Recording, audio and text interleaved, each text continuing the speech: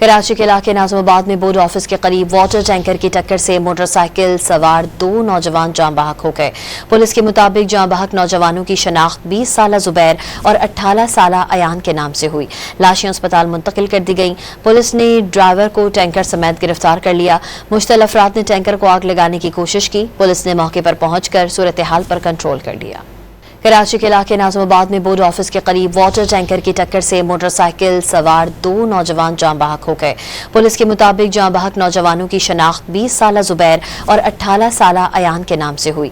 لاشیں اسپتال منتقل کر دی گئیں۔ پولیس نے ڈرائیور کو ٹینکر سمیت گرفتار کر لیا۔ مشتعل افراد نے ٹینکر کو آگ لگانے کی کوشش کی۔ پولیس نے موقع پر پہنچ کر صورتحال پر کنٹرول کر لیا۔ کراچی کے علاقے ناظم آباد میں بورڈ آفس کے قریب واٹر ٹینکر کی ٹکر سے موٹر سائیکل سوار 2 نوجوان جاں بحق ہو گئے۔ پولیس کے مطابق جاں بحق نوجوانوں کی شناخت 20 سالہ زبیر اور 18 سالہ ایان کے نام سے ہوئی۔ لاشیں اسپتال منتقل کر دی گئیں۔ پولیس نے ڈرائیور کو ٹینکر سمیت گرفتار کر لیا۔ مشتعل افراد نے ٹینکر کو آگ لگانے کی کوشش کی۔ پولیس نے موقع پر پہنچ کر صورتحال پر کنٹرول کر لیا۔